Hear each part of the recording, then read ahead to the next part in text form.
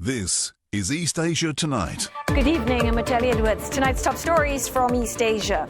A downgraded Typhoon Ragasa heads towards Vietnam, but not before leaving a trail of destruction across southern China, Hong Kong and Taiwan, with deaths, missing people and mass displacement.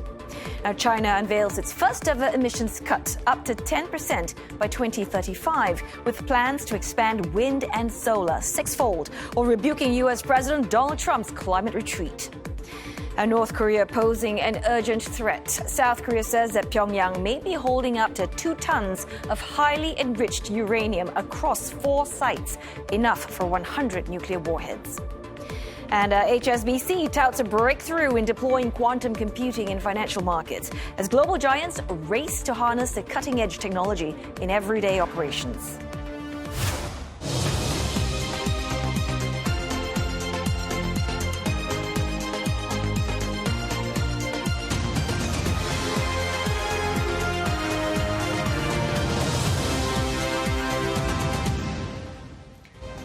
The border between Poland and Belarus reopens after a 2-week shutdown that hit shipments between China and the EU hard. What's behind the disruption, and could it happen again? あなたたちも死なないように、誰も殺さないように、そういう状況であってほしいと。A tropical island paradise in Japan is getting hotter as geopolitical tensions go up a notch in the Indo-Pacific. We hear from the islanders caught between giants.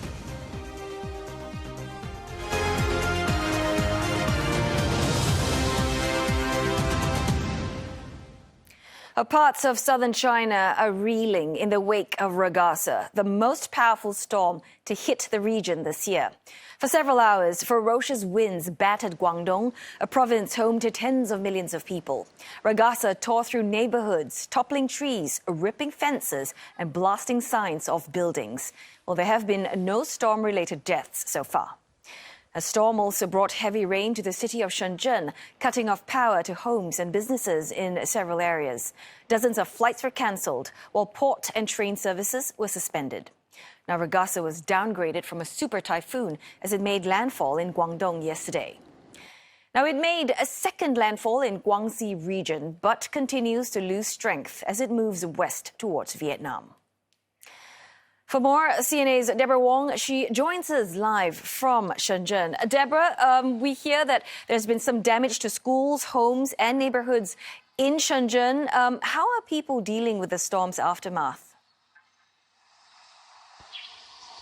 So China has actually allocated about $49 million to rescue and relief efforts. And, you know, Yangjiang and Zhuhai, they were the most badly hit because the typhoon made landfall in Yangjiang. And we do know that there were windows that were shattered. There was intense flooding there. So a lot of rescue efforts are going to that area where stranded residents needed rescue from boat operations, in fact. Now, right now here in Shenzhen, where I am, it kind of escaped the typhoon. It's relatively unscathed in the city. We have seen quite a number of reports of fallen trees. Right here, just across the road, you can see workers cutting down trees that were already fallen. If you can see really carefully, there's actually a signboard there that's damaged. And so they are just fixing it, making sure that it doesn't fall onto the road and block traffic. So within the city, it's still okay. But earlier this morning, we were up in the mountains where it's pretty much near the Shenzhen Reservoir, where it is a flood-prone area. And we noticed a lot of debris around the area because yesterday we did see on social media scenes of high floods in that area. And today, cleanup is underway. Residents were piling in to help each other, making sure that the vehicles are working fine, that, the mud is swept out of their homes. I did a short interview with a resident earlier this morning. Have a listen. 我是看到有黄色的水，一点点涌，就是从底下涌进来，就是从我们是铺的那个沙包，那个从沙包袋底下涌进来。我当时就想说，我们赶紧把门关上，然后很快的那水就往外流了，那个门就关不上了，然后我们可能是对于这个预案没有那么敏感，因为我们刚搬到这里来，我们就在想，就是赶紧上去了，怕那个水很快的就上来，然后就把一些那些紧急的东西搬了上去。对，然后剩余的东西就没有办法了，它就是慢慢的就往就是往里面就流进了，大概就是。然后水呢？水是大概在这么高。这么高啊？对，这么高。Now, Deborah, I want to talk about Guangxi province. Ragasa made landfall not once but twice there today. Do we know what is the situation like? So Ragasa actually, reduced in intensity to a tropical storm when it made landfall in Beihai, the port city of Guangxi. And even though it's reduced in intensity, there are reports of urban flooding. We are seeing videos and reports of vehicles that are submerged. Similar to Guangdong, Guangxi province implemented some suspension, some typhoon-related emergency measures like suspension of classes, suspension of work, transportation as well as blocking off some roads. So it has braced for the impact, and I think rescue efforts and emergency efforts are going on as we speak. And they actually evacuated people as well, and we are hearing that all these residents were evacuated to about 280 emergency shelters. But because the impact is not as big as in Guangdong, we're hearing that all these measures lifted within 4 hours of the landfall, and people are starting to clean up because it's now business back to normal. In fact, I think Ragasa is right now moving even further southwest, and eventually it will be skirting by northern Vietnam. But torrential rains are still expected, and not just in the northern part of Vietnam, but also in other parts of Guangxi, Yunnan, Guizhou, and certain parts of Hainan. So even though it's reduced in intensity, this torrential rain is still expected across quite an extensive geographical footprint. So you can tell that this is a storm not to be reckoned with, Otelli. Right, many thanks for that report. CNA's Deborah Wong live from Shenzhen. Well, meantime, cleanup operations have been underway in Hong Kong after it was hit by Typhoon Ragasa. Mei Wong with this report from the New Territories. Typhoon Ragasa may have left Hong Kong, but it certainly left evidence behind to say that it has been here. Well, here is the damage that you see because these shop fronts are all completely destroyed right now. Even the inside completely damaged with furniture overturned. It's going to take some time before the restaurants here in the seafront will be able to come back into business again. The reason why this eastern part of Hong Kong is more severely damaged than others is simply because they are this close to the water. And during Typhoon Ragasa, well, the water actually came over the walls and spilled over onto land over here, and that's the reason why you're still seeing remnants of the water ponding here in this mini underpass. This is going to take a few days for the city to clean out this area and to help repair as well as to restore life back to normal. We resumed the cycling track half part of it. I think we can only 1 or 2 days more, they will resume everything. But for those restaurants and bar, I think they will take a few weeks to resume. I will help them with their management office to see what we can help. Typhoon Ragasa didn't cause as much damage as previous typhoons, for example, Typhoon Mangkhut in 2018, where you saw a lot more injuries and also trees falling over because of that. However, a lot of the Hong Kong residents as well as the city councillors are hoping that the administration will be able to perhaps put on more reinforcements to have more flood prevention methods. We can consider to build a additional breakwater away from the seashore. So along the waterfront, can we consider to build additional one to minimize the strong wind and as well as the waves? It is thankful that Hong Kong managed to escape serious damage from this Typhoon Ragasa. Mei Wong, CNA, Hong Kong. Well, the strength of Ragasa triggering questions on climate change. Chinese President Xi Jinping has announced his country wants to cut carbon emissions by as much as 10% by 2035. Well, is that enough? More on this later in the show when we speak with Yao Zhe, the Global Policy Advisor at Greenpeace East Asia. Chinese President Xi Jinping has called on Xinjiang government officials to spare no effort to maintain stability. He's on a rare visit there to mark the region's 70th anniversary. Mr. Xi attended a gathering in capital Urumqi to mark the anniversary this morning. He's the first Chinese president to attend such an event. The Chinese leader arrived on Tuesday with a large delegation of senior politicians, including the country's number 4 ranked Wang Huning. He is chairman of China's top political advisory body, which oversees ethnic and religious affairs. 新时代新征程，党的中心任务是带领全国各族人民全面建成社会主义现代化强国，实现第2个百年奋斗目标，以中国式现代化全面推进中华民族伟大复兴。新疆现代化建设也站在新的历史起点上。 Mr. Xi also called on the region to cultivate competitive industrial clusters. This comes as several officials and entities have been sanctioned by the U.S. for alleged forced Uyghur labor in the region. Beijing has repeatedly denied this. South Korea says that the North may now have up to 2 tons of highly enriched uranium. The material is key for producing nuclear warheads, and the stockpile could theoretically yield 100 such weapons for Pyongyang. Unification Minister Chung Dong-young quotes intelligence agencies on the estimate, adding uranium enrichment continues at 4 different sites. He says the need to stop North Korea's nuclear development is an urgent matter. Just this week, North Korean leader Kim Jong-un said that he is open to resuming negotiations with the U.S., provided he can keep his nuclear arsenal. Pyongyang had never publicly disclosed details of its nuclear program until September last year. The country conducted its first nuclear test in 2006, and it remains under a raft of UN sanctions for its weapons programs. Time now for a short break, but coming up next on East Asia tonight, China leverages its position as the biggest American soybean buyer amid trade talks with the U.S.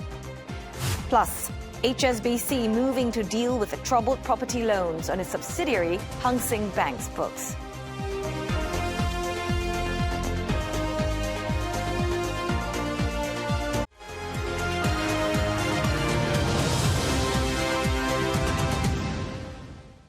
Hello again. You are watching East Asia tonight, and you're just in time for some business news with Roland Lim. So, Roland, what is it we're hearing about this global banking giant and it has made some kind of a breakthrough in quantum computer trading? Quantum computing, yes. Europe's biggest lender claiming that its quantum computing tools has made its bond trading more efficient in trial runs. HSBC's latest test on quantum computing suggesting a leap in accuracy and productivity. The bank found that IBM's quantum tool was 34% better than traditional methods at predicting whether bond market orders would be filled. The new method of computing relies on quantum bits or qubits, which allows complex calculations to be carried out more quickly. The study analyzed more than 1 million quotes across 5,000 bonds between 2023 and 24. Now, while the results are still theoretical, HSBC's head of quantum technologies called it the bank's most tangible sign yet that quantum computing could transform trading. IBM, along with Google, is racing to build a full-scale quantum computer by the decade's end. Experts say the tech could revolutionize everything from drug discovery to financial modeling, but it also raises concerns, especially about the security of encrypted data. HSBC is reportedly taking a rare step to deal with Hong Kong's growing property debt crisis. The London-based banking giant directly pushing its own subsidiary, that's Hang Seng Bank, to sell off billions in troubled loans. Now, as of June, Hang Seng Bank, majority owned by HSBC with a 63% stake, held about $3.2 billion in impaired loans tied to the city's commercial property. Bloomberg, citing sources, said 2 months ago, HSBC dispatched its global chief corporate credit officer, along with its head of special credit unit, to make sure that its subsidiary took action. And Hang Seng Bank is complying. It has begun the early stages of offloading bad property loans. Hong Kong's property sector is in its deepest slump since the Asian financial crisis of the late 90s. The city's banks are grappling with roughly $25 billion in bad loans. Some industry leaders have even floated the idea of creating a bad bank to absorb the toxic debt. China has signaled that purchases of U.S. soybeans hinge on tariff removal. Commerce Ministry says the U.S. should remove what Beijing described as unreasonable tariffs and create conditions to expand bilateral trade. 关于大豆贸易，美方应采取积极行动，取消相关不合理关税，为扩大双边贸易创造条件，也为全球经济发展注入更多的稳定性、确定性。 China, the world's biggest buyer of soybeans, has yet to book any American soybean cargoes from its autumn harvest. Our traders are opting for South American supply instead. U.S. farmers stand to miss out on billions of dollars of soybean sales because of unresolved trade tensions that have halted exports to China. A senior Chinese trade negotiator met with political and business leaders in the U.S. Midwest on Monday, and that's the heart of America's soybean harvest, signaling potential Chinese purchases ahead of a broader trade deal. Still, disagreements over technical details are clouding progress, with negotiators set to reconvene later today at the U.S. Treasury. Chinese carmaker Chery Automobile raced ahead in its debut on the Hong Kong Stock Exchange. It's well known for its eponymous brand as well as the more sporty Omoda brand. China's biggest car exporter stock accelerated as much as 14% earlier, but it has since tapped the brakes on those gains. It ended the day at $31.92 Hong Kong. Now, shares were priced at $30.75 Hong Kong a piece, and that's the top end of the marketed price range. China's biggest car exporter has already raised more than 9 billion Hong Kong dollars. That's about 1.2 billion US from the IPO. The offering was more than 300 times oversubscribed, showing a huge interest among investors. The automaker assembles Jaguar and Land Rover cars in China. It delivered more than 1.1 million vehicles overseas last year, accounting for about 40% of its total. It's planning to use the proceeds of the IPO for research and development, overseas expansion, and factory upgrades. Chery is the latest mainland company to list in Hong Kong, where proceeds have soared to 4-year highs. But its IPO has already been outsized by 13 Gold, which is looking to raise $3.2 billion in its listing. That IPO, however, has been pushed back to next Tuesday due to the super typhoon.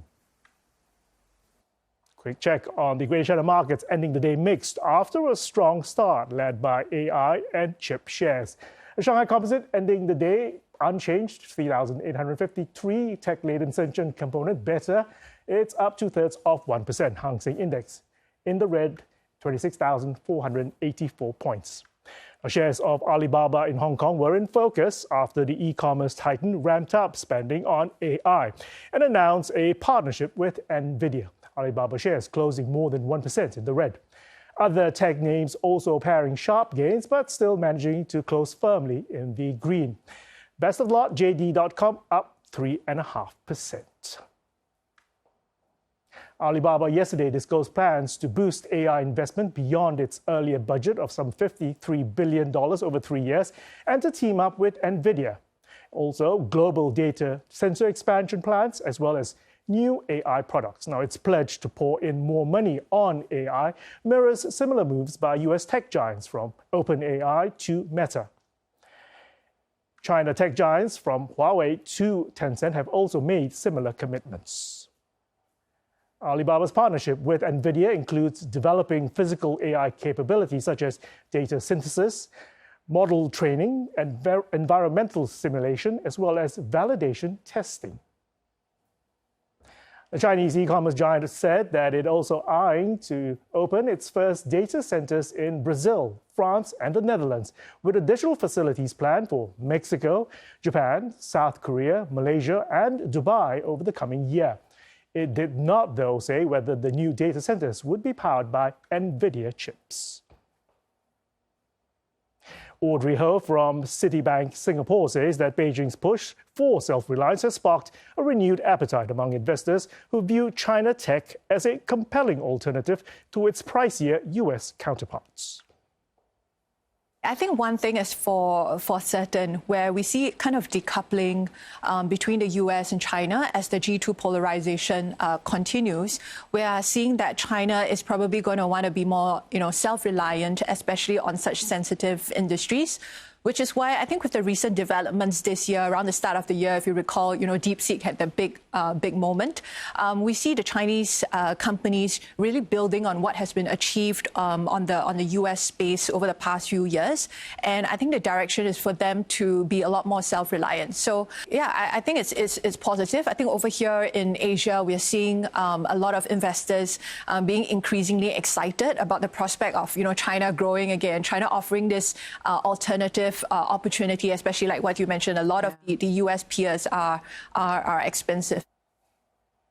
The world's biggest bike manufacturer, Taiwan's Giant, says that it'll petition against a US decision to bar imports of its bicycles, parts and accessories over the alleged use of forced labor. Now, in a surprise move, American customs officials issued a directive against the bike maker, alleging an investigation found indicators of forced labor by the Taiwanese firm. Giant shares fell nearly 9% after the US order was announced, but recovered to end the day 0.6 in the red. Giant was taken by surprise by the US action, saying it wasn't aware of any American probe into its business. The firm says it has acted by paying all recruitment and government fees for new migrant hires, as well as improving housing for workers, adding that it is still conducting due diligence to meet international standards. Taiwan's economic ministry has pledged that it would assist Giant in swiftly resolving the issue. More than 8% of Giant's products were sold in the US last year. The move comes as Taiwan is trying to finalize a tariff deal with the US after the Trump administration imposed a temporary 20% levy. Still in Taiwan, it's pausing its chip export curbs on South Africa just 2 days after implementing it. This is amid an ongoing diplomatic dispute between Taiwan and South Africa over the African nation's efforts to weaken ties with Taiwan. Taiwan's economic ministry says it has decided to suspend release of this announcement after discussion with the foreign ministry. This was the first time that Taipei had unilaterally imposed semiconductor export controls on a country over what it said was actions that undermined our national and public security. The retraction, a sign that Taiwan is uncomfortable with using its key tech export as a weapon in diplomatic disputes. South Korea reportedly pressed Taiwan 2 years ago to downgrade its representative office and to force it to relocate to Johannesburg from the capital, Pretoria, after hosting a BRICS summit attended by Chinese President Xi Jinping. But South Africa has again intensified its request in recent months as it prepares to hold the G20 leaders meeting in November, which President Xi is expected to attend. And you're up to date with the business news. Oteli. Thanks so much for that, Roland. Well, on that note, we shall go for another break now, but coming up next on East Asia Tonight. China's Xi Jinping says that he will cut emissions by as much as 10% over the next 10 years, a day after America's Donald Trump calls climate change the greatest con job.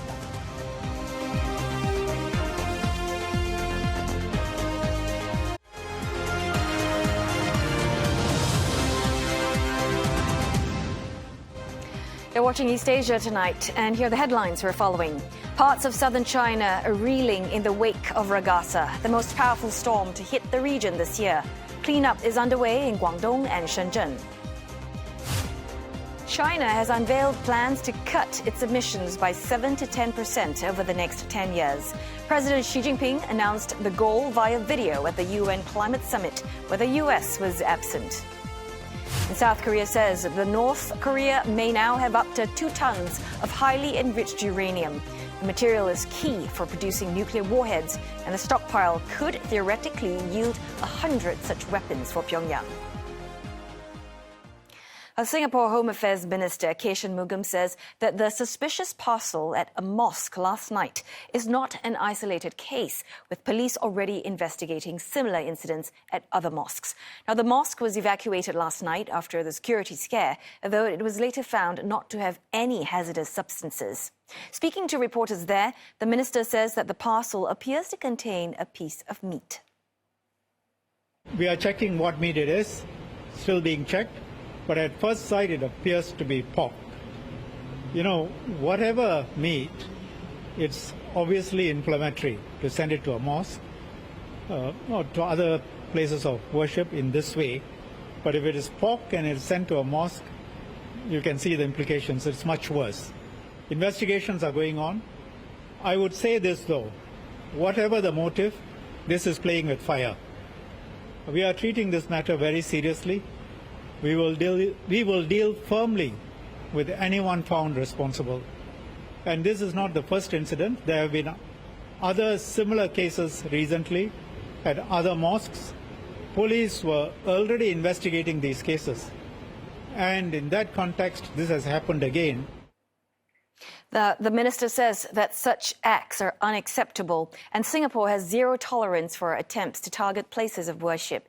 He warned that they can sow distrust between communities, but also asks the public not to speculate until investigations are complete. In the meantime, police are increasing their presence at mosques. Police are closely monitoring the situation. They have stepped up visits to the mosques. They will continue to do so. We will do whatever we can to ensure that our places of worship remain safe. But, you know, let me remind you, I was asked a similar question in November last year. Some of you may recall a Catholic priest was stabbed in St. Joseph's Church. I said it's not possible for us to turn all places of worship into cantonments. They are open places, open for the public. Police will act based on intelligence. And places of worship also have their own security arrangements. Police have advised them on what kind of arrangements they ought to make. China has unveiled plans to cut its emissions by 7 to 10% over the next 10 years. President Xi Jinping announced the goal via video at the UN Climate Summit, where the US was absent. President Xi's message was a big contrast to Donald Trump, whom just a day earlier called climate change a con job, while doubling down on the use of fossil fuels. 绿色低碳转型是时代潮流。尽管个别国家逆流而动，但国际社会应当把握正确方向，坚持信心不动摇，行动不停止，力度不减弱，推动制定和实施国家自主贡献，为全球气候治理合作注入更多正能量。 Now, China's pledge to reduce carbon emissions is said to be a first by the world's top polluter. Beijing's vow is backed by its commitment to expand wind and solar power by 6 times over 2020 levels, drastically expand forests, as well as ramp up the production of electric vehicles. Well, for more insights, let's bring in Yao Zhe, Global Policy Advisor with Greenpeace East Asia. Well, thanks, Ms. Yao, for joining us today.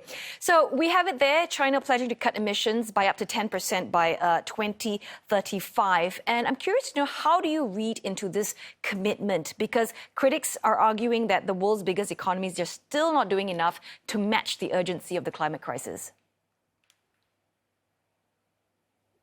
I think we have to see the target in 2 ways.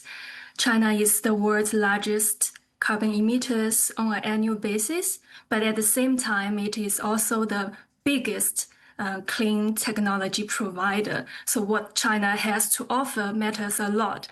That also means China is facing very high expectations given the urgency of climate action. So the announcement yesterday happened in the context that the US federal government is temporarily absent from global efforts. China's announcement was a positive signal, signaling that China will continue to contribute in this global fight against climate change. But to your question, I personally also think China can do more. The target is only a baseline, it's only the floor, and China's domestic decarbonization progress, driven by its robust development on wind and solar and EVs, can actually enable more emissions reductions. So I'm hopeful that the actual progress will in fact outpace the target on paper. That's right. Beijing pushing hard on renewables, as you've mentioned, that they have said that the plan is to increase, right, wind and solar power sixfold, in the next decade. But what do you foresee some of the obstacles that could stand in the way of them achieving that? If we are talking about the renewable target, the biggest barrier is the grid.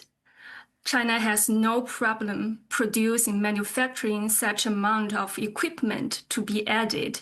But the problem is whether the grid can absorb all this renewable energy that's being produced in addition to what already had now. So that's why the climate and energy communities in China have been increasingly working to address this grid issue. Then if we are talking about the emission reduction target, I think the biggest challenge and also uncertainty is the speed of China's economic growth. We are seeing currently a rather conservative target, up to 10%, precisely because of that uncertainty. In a way, policymakers are trying to find a balance between decarbonization and saving some leeways for future economic stimulus. So that's an uncertainty we have to bear in mind. Also, President Xi, he's kind of like singled out developed nations, right, to take the lead on stronger climate action. But given China's position as both the world's largest current emitter and also a country that still identifies as developing, how should we understand what he's trying to say here?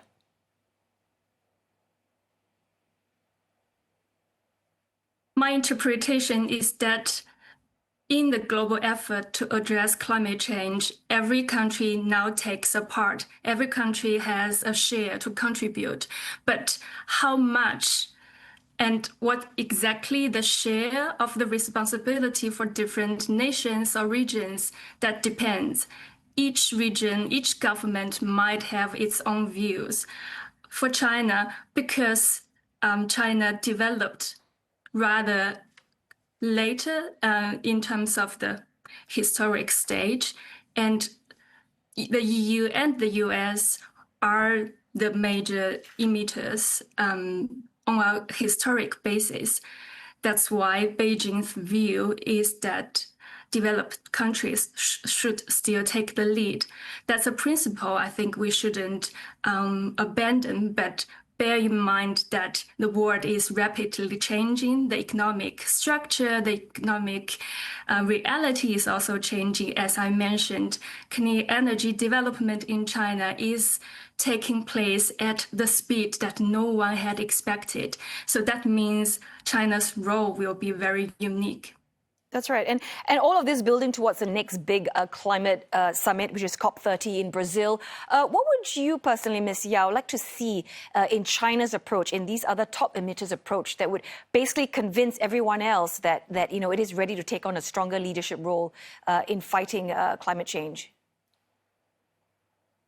I think two things.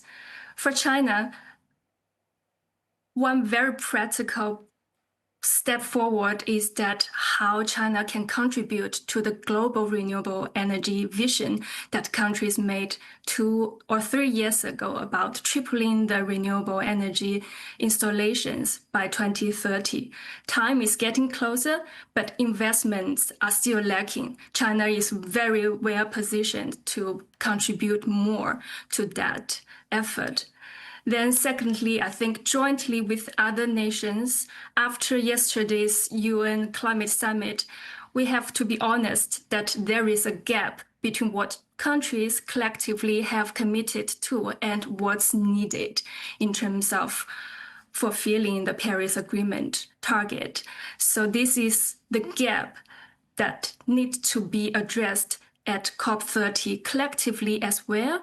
The presidency and other diplomatic efforts need to find some solutions that allow different governments and policymakers to enhance their target, which also signal confidence to the outside world. Sure. So more investments and more action beyond just making these pledges. Thank you so very much, Yao Zhe, Global Policy Advisor with Greenpeace East Asia. Now, members of the ASEAN-led Regional Comprehensive Economic Partnership, or RCEP, wants to fast-track expansion as a buffer against global trade uncertainty. Hong Kong, Bangladesh, Sri Lanka and Chile are among those wanting to join. Now, CNA's senior correspondent Melissa Goh has the latest from Kuala Lumpur. RCEP, the world's largest trade pact, covers more than 30% of global GDP and population. It brings together ASEAN, China, Japan, South Korea, Australia and New Zealand. Now, ministers from all 15 members met in Kuala Lumpur, giving strong backing to expand RCEP's membership. Now, Japan's Trade Minister Yoji Muto, who co-chaired the talks with Indonesia, called the support encouraging. 議論がいろいろいただいて、皆様方から積極的な意見も随分多くあったのも事実です。日本も当然ですけど、皆さんとよく調整をして、しっかりとしたルールの中に基づいて、関与を増やしていくということは大変いいことだと思いますので。 His Chinese and South Korean counterparts shared similar sentiments. You think it's a good meeting? Yes, a good meeting. Hong Kong, Sri Lanka, Chile and Bangladesh have expressed interest in joining RCEP, with ASEAN ministers urging their accession to be fast-tracked. Now, meanwhile, ministers pledged to step up efforts to fully implement the pact, boosting trade and services across the region. One of the main things we talked about was how we can increase the utilization of the RCEP itself. And so this means that there needs to be better socialization regarding the RCEP. You know, what kinds of components are included within the RCEP, and how can the business players, the private players, make the most of that agreement. Meanwhile, Malaysia's Trade Minister Zafrul Aziz said it's timely to make the world's largest trade pact more relevant and effective in its operation. We talk about having the dedicated RCEP secretariat to focus on RCEP matters so that the RCEP can be upgraded. It's time for review as well. Now, officials are also reviewing preparations for next month's RCEP Joint Committee session, which will assess the bloc's work progress so far. Melissa Goh, CNA, Kuala Lumpur. Coming up next on East Asia Tonight. あなたたちも死なないように、誰も殺さないように、そういう状況であってほしいと。 A tropical island paradise in Japan is getting hotter as geopolitical tensions go up a notch in the Indo-Pacific. We hear from the islanders caught between giants.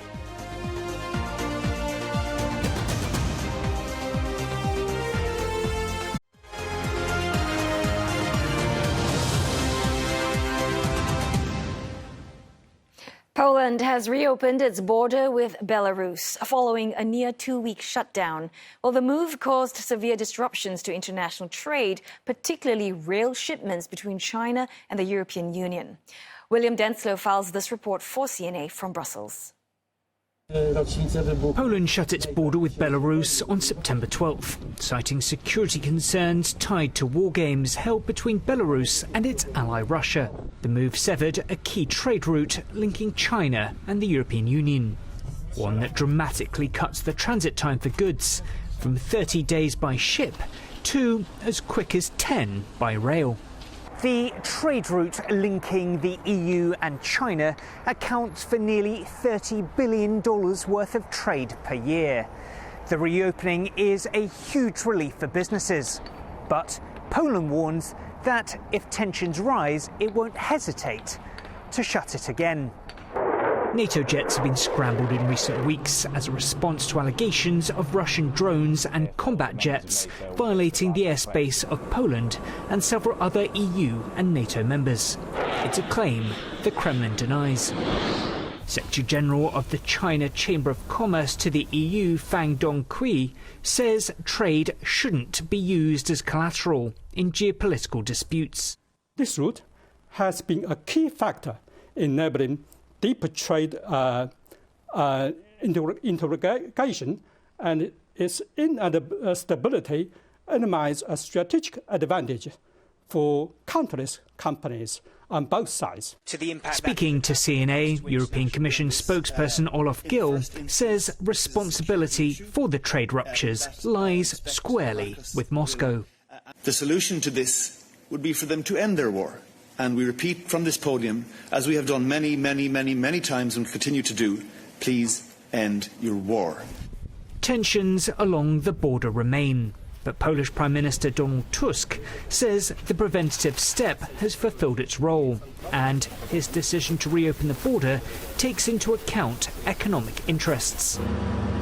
But business leaders say this temporary disruption has fueled broader reliability concerns, one that highlights a pressing need for more diversification in EU-China trade infrastructure, should access to this trade route be derailed again. For CNA, I'm William Denslow in Brussels. Japan's Okinawa prefecture has become a front line in the US-China rivalry taking place across the Indo-Pacific. Now, the islands are halfway between China and Japan, about an hour's flight from Taiwan, and is home to 2/3 of all US forces in Japan. Well, this week's CNA Insight takes a look. It's summertime in Miyakojima, a remote island in Japan's Okinawa prefecture. Its white sandy beaches and warm turquoise waters draw tourists from all over Japan.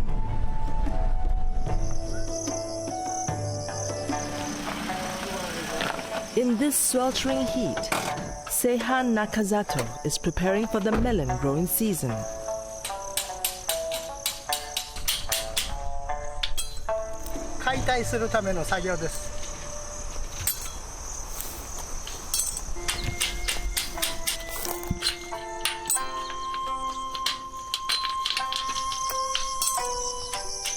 As Nakazato works, some guests arrive outside his farm.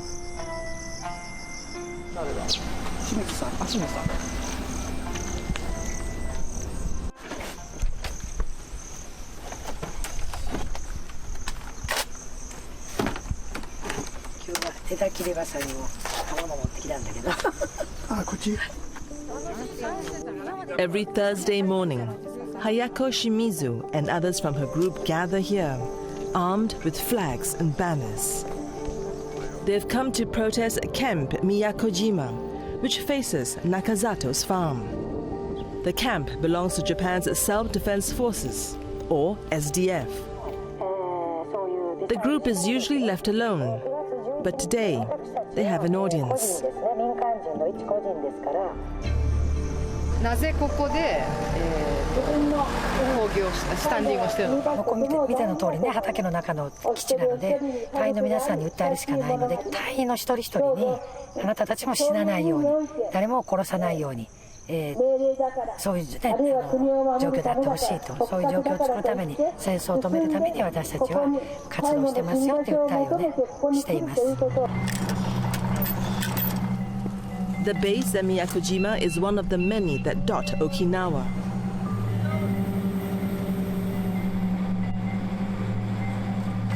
Okinawa Prefecture, comprising the main island of Okinawa and a cluster of smaller islands, is the most fortified territory in Japan. Previously, it was Japan's north that was more securitized. So during the Cold War, Japan actually deployed the self-defense force to the north because of the Soviet Union's threat. But in 2000, Japan found that there's the rising threat coming from the North Korea because of the nuclear and missile development, and also the frequent intrusion to the Japanese seas from the China. So that actually created the urgency for Japan to deploy their military assets to the southern world. Apart from Japanese troops, there is another military presence here in Okinawa, the Americans. 沖縄には0.6% しかない日本全体のこの、狭小な面積の中に、日本全体の米軍基地 70.3% の、面積が存在しています。そして、その約8割は、人口が集中している部分に。After the surrender of Japan in World War II, the country was under American control from 1945 to 1952. While the San Francisco Treaty restored Japan's sovereignty, Okinawa remained under U.S. administration till 1972. The number of the U.S. troops increased during the Korean War and the Vietnam War because Japan is a good stepping stone for the U.S. power projection capabilities. In more recent times, another reason has drawn American interest to Japan's southernmost prefecture. Taiwan. Okinawa is here, and China could actually go through here and then moving to the Pacific Ocean. China considers Taiwan a rogue province to be reunited eventually with the mainland by force, if necessary. America, while maintaining strategic ambiguity, supports Taiwan militarily through arms sales and joint exercises. And as our allies share the burden, we can increase our focus on the Indo-Pacific, our priority theater. Any attempt by Communist China to conquer Taiwan by force would result in devastating consequences for the Indo-Pacific and the world. In 2021, former Japanese Prime Minister Shinzo Abe acknowledged that any outbreak of hostilities over Taiwan will involve Japan. 昨年ですね、私は台湾のシンクタンクのシンポジウムにおいて、台湾有事は日本有事であり、日米同盟の有事であると申し上げたわけでありますが、これは私の危機感の表明でもありました。Okinawa, by its geographic location and large U.S. military presence, is likely to be caught in any conflict. Something that troubles residents like Shimizu and her group. それから最近のことですけども、防衛省が日本の葬儀屋さん、お葬式を行う、ね、そういう企業の連盟がありますよね。その連盟と協定を結んで、何かあれば葬儀屋さんの協会が葬儀をすると、つまり、これまでの想像を超えるたくさんの死者が出る。Well, we can find out how the tussle for Okinawa plays out on the full Insight episode tonight at 9 p.m. on CNA or YouTube and CNA.Asia. And it's time to wrap up East Asia tonight this Thursday. Don't forget your headlines anytime at CNA.Asia. And you can always find us on Facebook and YouTube. Thanks for watching.